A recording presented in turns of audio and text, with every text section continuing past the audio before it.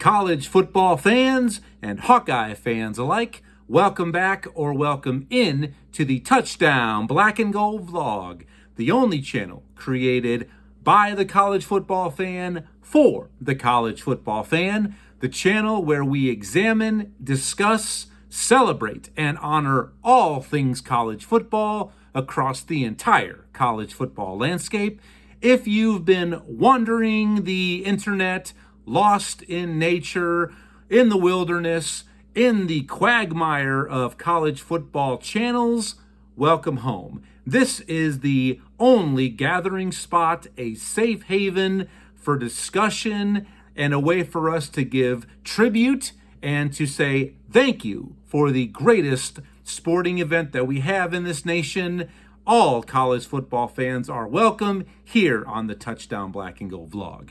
I'm your usual host, Blair Parks, and I'm putting in a little bit of overtime, guys. Here it is. It's a Monday early evening, and I have a very special episode for you on tap here very shortly. Big night tonight. Tonight is the eve of two big events in this great country of ours. First and foremost, tomorrow is Election Day 2024, so I ask you to please exercise your right. Get out there, vote, cast your ballot, let your voice be heard.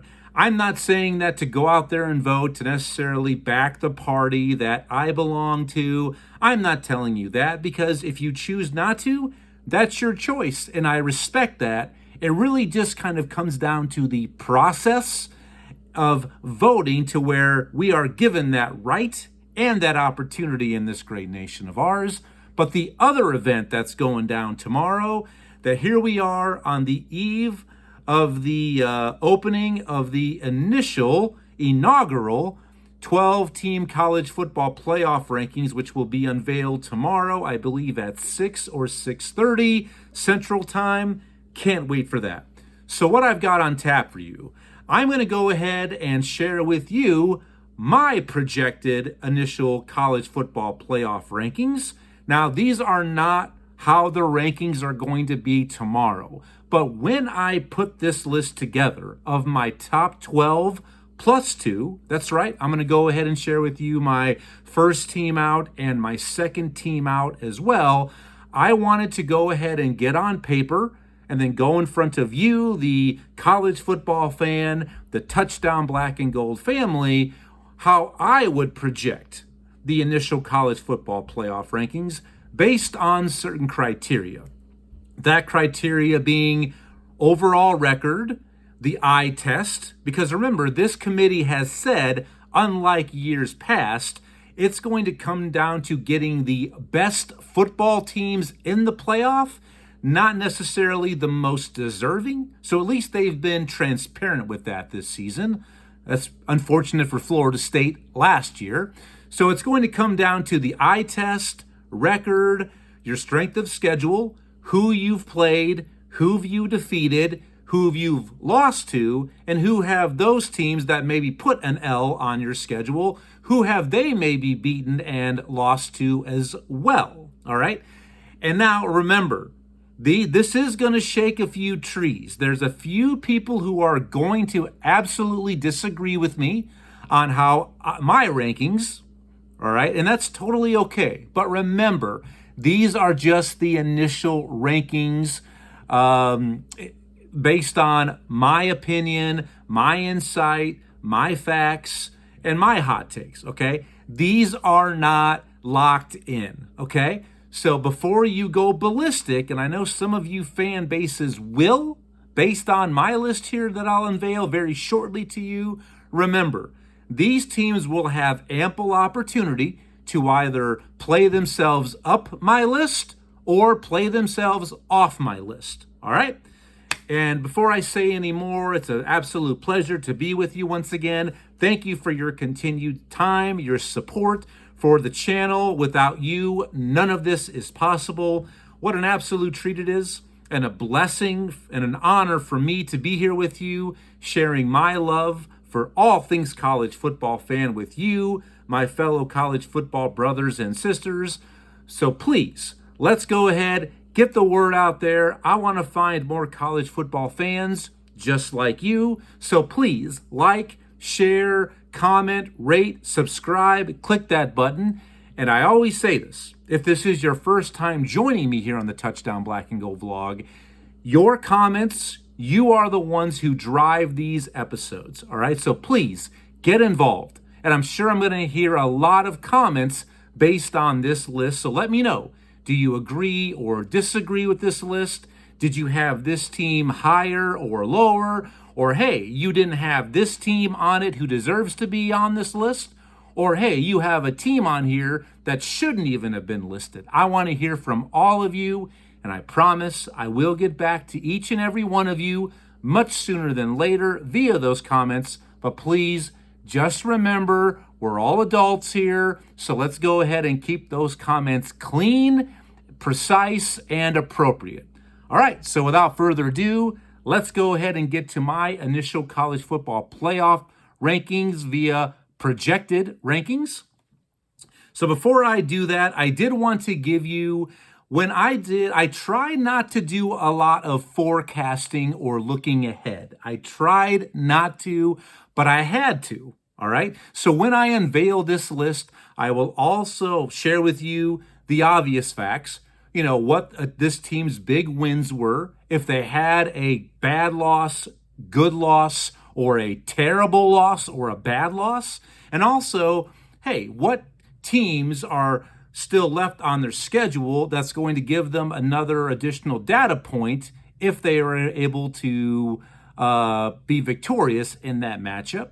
But I also wanted to look ahead and see, based on the matchups remaining and my initial list, here is the X amount of teams maximum that I think will be able to get in from each conference. Now remember, this is best case scenario, all right? So based on my projections, what I currently have, the matchups still to come, in alphabetical order. From the ACC, I see a maximum of 2 bids going to the ACC. The Big Ten, I see a maximum of 4 teams getting into the college football playoff. From the Big 12, I see a maximum of 2 bids. And from the SEC, tied with the Big Ten with a maximum of 4 teams that could get into the college football playoff. That's what I see. And I don't think any conference, because of the parity, because of the depth, I don't think any conference deserves 5 teams or more. And I just really don't see that happening. And I might as well mention too, the number of independents, I do see 1 team. Okay? All right, so let's go ahead and get to it. Let's start with my top 4. Now, these top 4 are right now who I think are the 4 conference champions based on variables. And remember, these top 4, the highest rated conference champions get that first round bye. All right. So number 1, it's a slam dunk. This is the Grenada, guaranteed. It's got to be the Oregon Ducks, who are currently 9-0, undefeated. Their resume speaks for itself. They have 2 of the best wins in the entire nation, and maybe even the best resume overall. Not only do they have that 1-point victory at home against Ohio State, but they also have that week 2, I believe, victory at home over Boise State, who may find themselves on this projected list as well. So without a doubt, and I believe Oregon yesterday was the unanimous AP number 1 team in the nation. So the Ducks, number 1, moving on. Nothing else to say about that. Now, number 2 and number 3, these I think are going to maybe rub some people the wrong way, but I looked at it from a consistency standpoint and also strength of schedule and just how do these teams look. At number 2, I actually have who I project to win the Big 12, the BYU Cougars. They sit there at 8-0, and they really haven't struggled with anybody except for 2 teams. They were very fortunate to defeat Oklahoma State a few weeks ago. They got a late touchdown to secure the victory up in Provo to remain undefeated, but they also have that big non-conference victory over SMU. And just like Boise State, you may find SMU in my projected list here shortly. So BYU, they just have looked more consistent than the number 3 and number 4 teams based on my opinion. And I call it the way I see it. And I think BYU, I think they are still heavily undervalued and underrated. This team, I don't think they're going to get a loss this season. I think the best chance for them to trip up here in the regular season is this coming weekend when they travel to Utah for this year's edition of the Holy War, one of my favorite rivalry games each and every year. So I've got BYU at number 2. I'm sorry, I just do. Number 3, I've got my projected SEC champion, the Georgia Bulldogs. Currently are 7-1. They do have a couple of big wins. They do have that big win at Texas a few weekends ago, and they have that big non-conference victory over Clemson. But after Clemson's loss over the weekend, how good is that non-conference win at this point? I still think it's a solid victory. And if you've watched my channel before, the non-conference to me means a ton. It should, and I think right now it's so undervalued. Play somebody in the non-conference season that is difficult. And a lot of these teams still choose not to do that. So solid victory against Clemson for Georgia in non-conference. Their one loss was at Alabama. I mean, they did storm back. They looked terribly overmatched, outplayed, out-hustled everything at halftime. But to their credit, they came back, and it came down to the last minute of that game. So Alabama was able to hold on. But this Georgia team, they really haven't brought it all together. I mean, yes, they won at Texas, but how good is Texas? They've played absolutely nobody who you could say is a upper-level team at this point, have the Longhorns. And seriously, how good is Carson Beck? I mean, Georgia fans, I know you're going to be up in arms with me putting them at the number 3 seed, but he's not a first, second, or even a third-round quarterback right now in the NFL. He's not. And quite frankly, if DJ Lagaway would not have gotten hurt Saturday in the rivalry game against Florida, that game could have been taken home by Florida. All right, it was definitely trending in that direction, but Georgia did pull it out. They did get the victory, but I don't really know how good this Georgia team is. And I think Georgia fans, that is a honest truth and overall just summary of where your team is. Sorry, I got a little tongue-tied there. All right. Number 4, I've got my projected ACC champion, the undefeated Miami Hurricanes are 9-0. Don't have any losses. They do have a couple of good victories. They won at Louisville earlier this season, which Louisville just went to Clemson over the weekend and knocked off the Tigers, as I mentioned. And yes, opening weekend, they did throttle Florida. But how good of a victory is that in non-conference? I mean, this Florida team is definitely much better than what most of us anticipated. It hasn't helped that they've had injury after injury. I mean, Graham Mertz, their starting quarterback, is out for the season. DJ Lagaway, I just mentioned, may or may not come back this week. We don't know what his status is, but they're still a 500 team. All right, how much weight does that non-conference victory really get you?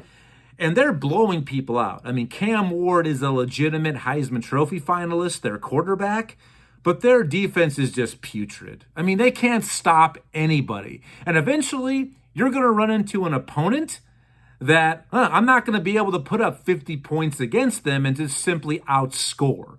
So this defense is so suspect, there is no way that I can put them higher than 4 right now. I just can't.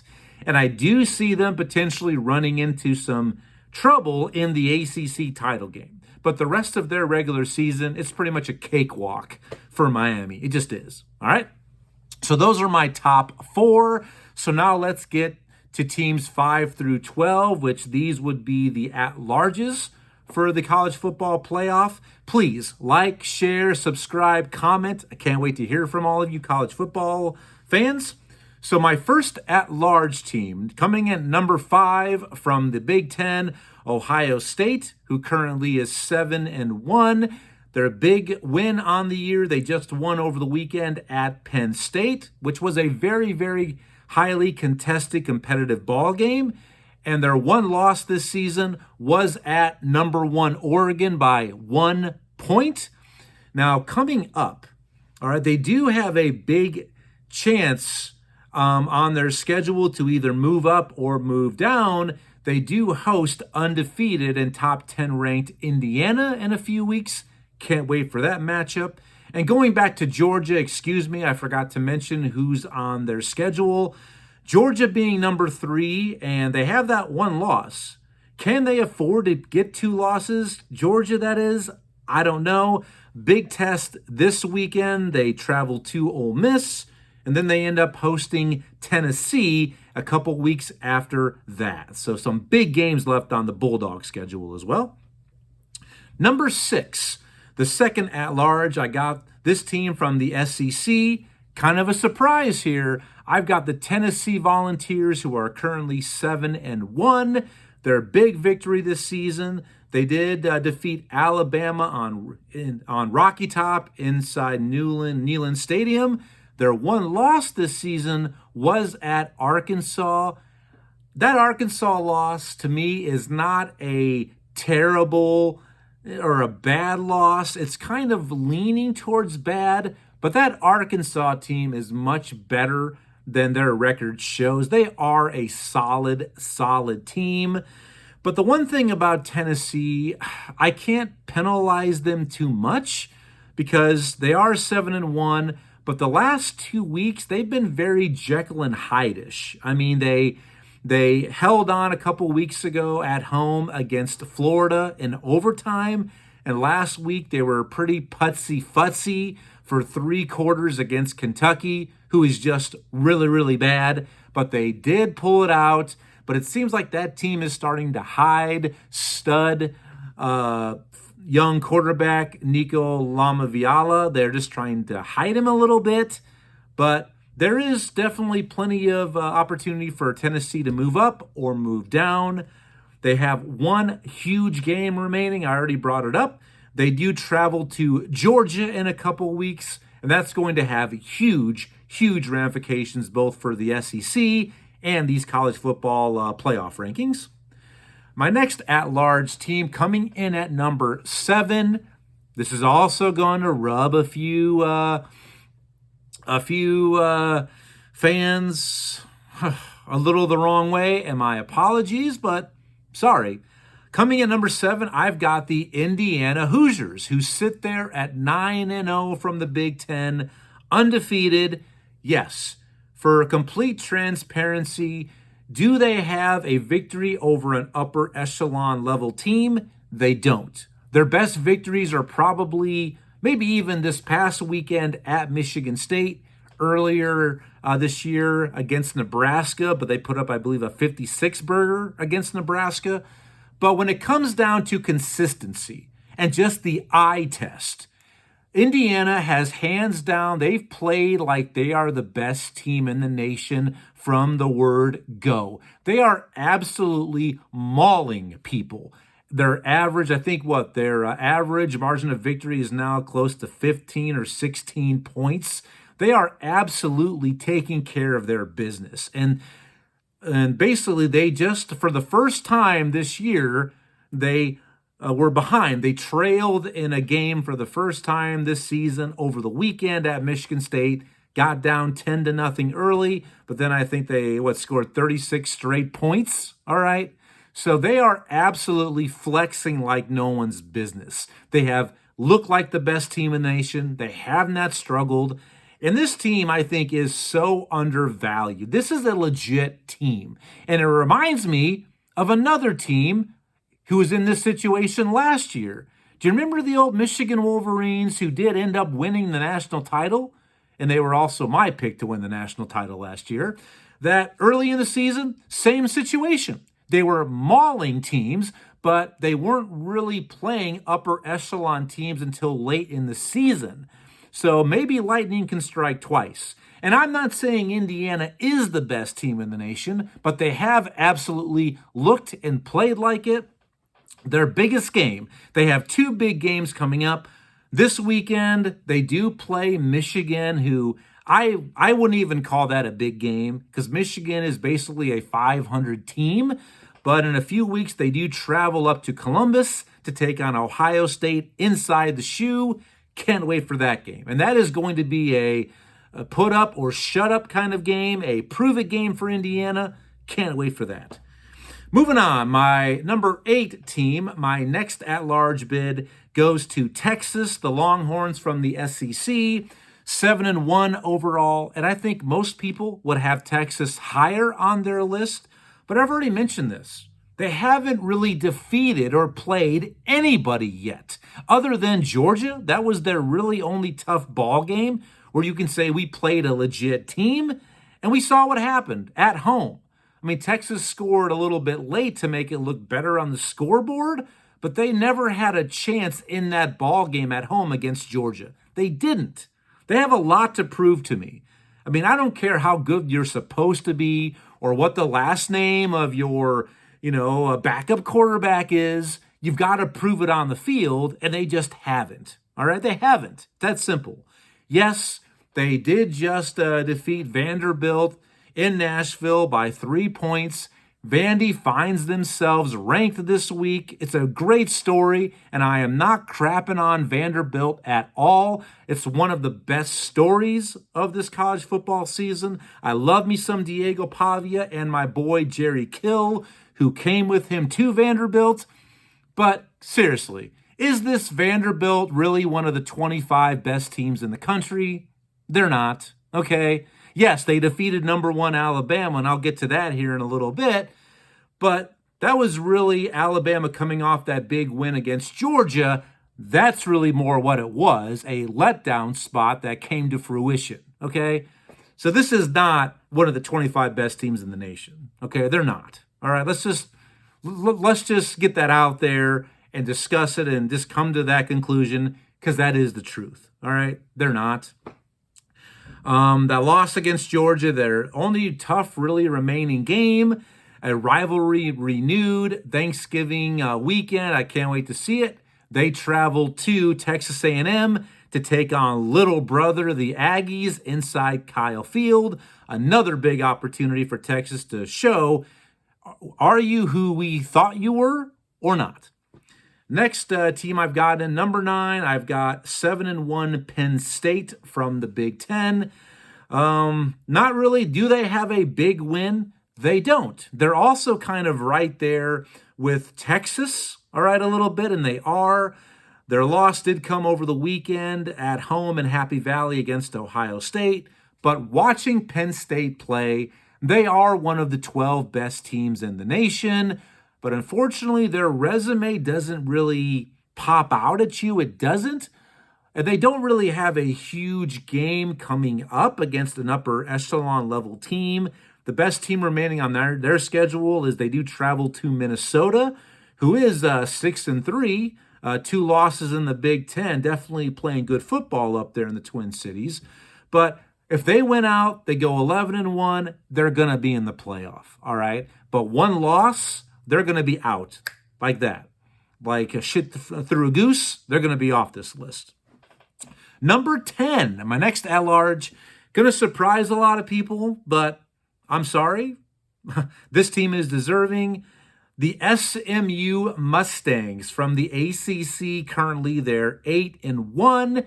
Their resume, I know the ACC, people think it's down. It might be down from a quality perspective, but the depth of that conference is completely legit.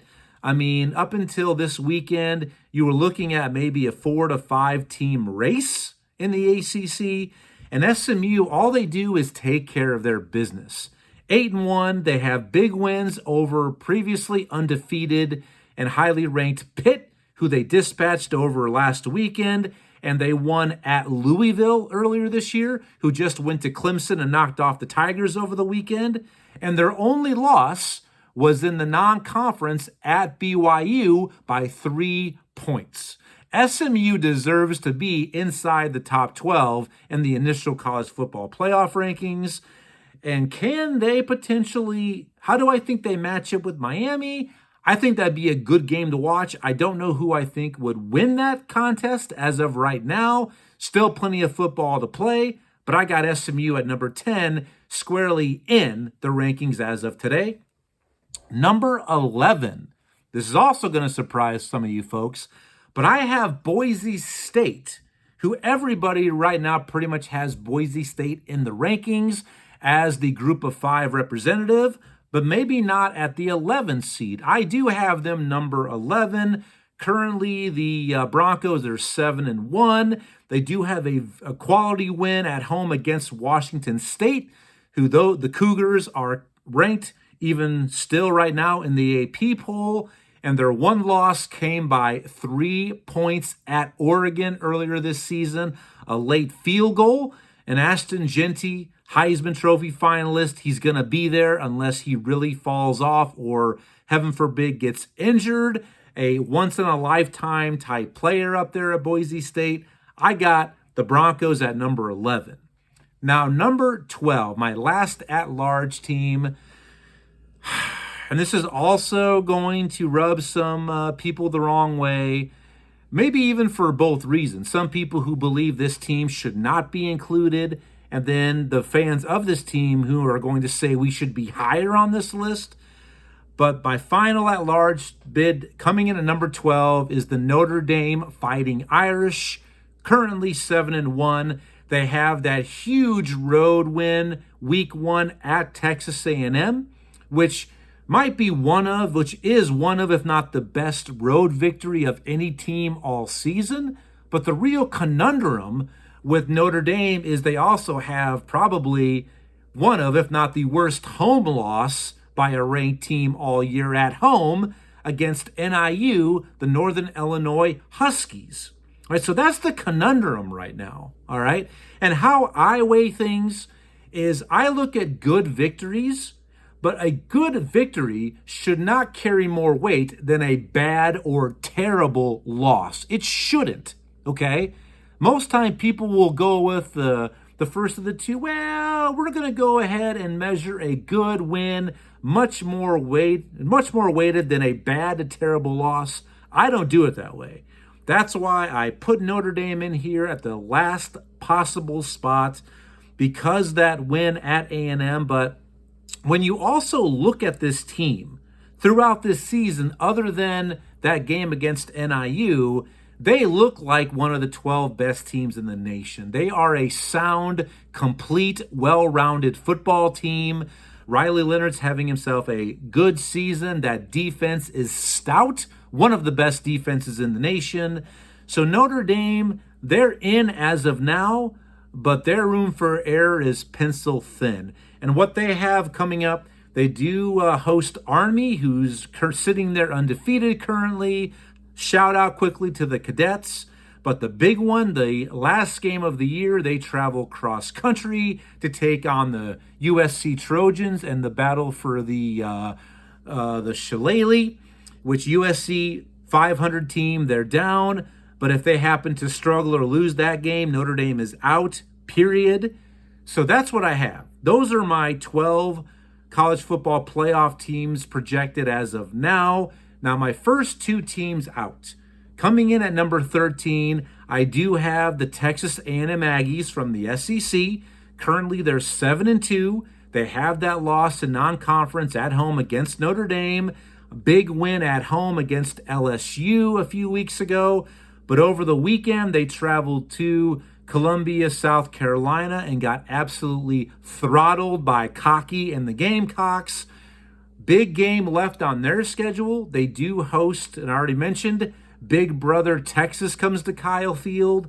And A&M still controls their own destiny. All right, they went out. They're going to be in the SEC title game because currently they sit there with only one conference loss. So they are in the discussion, but I have them kind of in the second room. The top 12 that I mentioned, they're in the room being told what their seeds are, when A&M and my next team, my second team out, are in the next room just waiting for news. And my second team out, or basically number 14, I'm sorry, this is also going to rub some people the wrong way, but I'm standing by what I say. I've got the Iowa State Cyclones, currently 7-1 out of the Big 12. A loss over the weekend at home against Texas Tech. It's not a terrible loss, but it's a bad loss. Especially, I think they were a 14.5 point favorite at home, and the Red Raiders come in there and get it done in the rain, sending the Iowa State fans home damp, soggy, not wanting to be there. But here's the thing. The Big 12, and I said this preseason, the Big 12 was going to be and is the deepest, most competitive conference, all right? And there is still, I think, 4 to 5 teams still playing for the 2 bids into the Big 12 Conference Championship game. There is so much to play for right now still. And Iowa State, just like Texas A&M, my first team out, everything is in front of them. If they take care of their business and win out, they will find themselves in the Big 12 championship game. As far as games remaining on their schedule, they do host the last game of the regular season. They host a ranked Kansas State, but Kansas State lost over the weekend as well at Houston, so they dropped a little bit in the rankings. But if Iowa State wins out, they're going to have every opportunity to find themselves in the college football playoff. All right? So there is my top 12 plus 2. And I want to spend just a few extra minutes and thank you for staying with me. I know I've gone a little bit long here. I'm trying to wrap this up. My son has basketball practice here shortly, which I coach, so we got to get ready to go here soon. But there are some teams that are missing from both my in list and my first 2 teams out that a lot of you would expected to hear at this point, whether it's right now or preseason. And in alphabetical order, Alabama, I don't have them mentioned, Clemson, LSU, and Ole Miss. Here's why, all right? I'll start with Clemson. I mean, losing at home to Louisville the way you did on Saturday, not just losing, but you got absolutely boat raced, taken out back behind the shed on national television, and then basically getting dominated week 1 against Georgia. I mean, in all fairness, they gave Georgia a half, but that was it, all right? Clemson, I think, should not even be in the discussion unless some miracle happens. They went out and a couple of teams fall out or fall a little flat in the ACC. But right now they are on the outside looking in, not just in the ACC race, but for the CFP. Next, Ole Miss. I mean, they only have 2 losses, both in conference. One of those was at LSU, which is not a bad loss at all. But the other loss at home to Kentucky, who is just bad. I mean, that is a terrible loss for Ole Miss. It is. And even though, I'm sorry, I can't sway that. I can't give you the benefit of the doubt when you lose a game like that to that opponent. I can't, all right? That is a way worse loss than losing to Texas Tech, all right? So, but Ole Miss does have a chance this weekend to get back into the legit conversation if they can knock off Georgia down there in Oxford, and I can't wait to watch that game. So Ole Miss fans, if you want to get back in my good graces, take care of business, knock off UGA this weekend, all right? Next, LSU, same kind of argument here, all right? Yes, they sit there with 2 losses overall, 1 non-conference, 1 in conference. I already mentioned their 1 loss was, it was at Texas A&M 2 weeks ago. They do have a pretty solid win on the road at South Carolina, which that came down to the very last play of the game. So That road victory looks a lot better now, but their other loss, also a terrible loss. I mean, they lost week 1 to USC. Now, the Trojans came into the season ranked. There were a lot of expectations for Lincoln Riley and those boys, but here they are. They're 500, and them even getting to bowl eligibility, and that might be a stretch. So I'm sorry, LSU. I can't give you the benefit of the doubt. You cannot lose to bad teams like that. But here we are. There's a huge matchup this weekend because Alabama comes calling to Baton Rouge, LSU and Alabama Saturday night. And it's as simple as this. The loser of that game is completely out of the CFP conversation. I mean, not only are they probably out also of the SEC title race, but out of the college football playoff. All right? So that is an absolute elimination game, as is the Ole Miss game against Georgia. Georgia could maybe afford to lose to Ole Miss, but Ole Miss cannot afford another loss. Finally, Alabama. All right? Alabama has 2 losses, both in conference. All right? That one loss at Georgia, not a bad loss at all. But the other one I've already mentioned. Okay?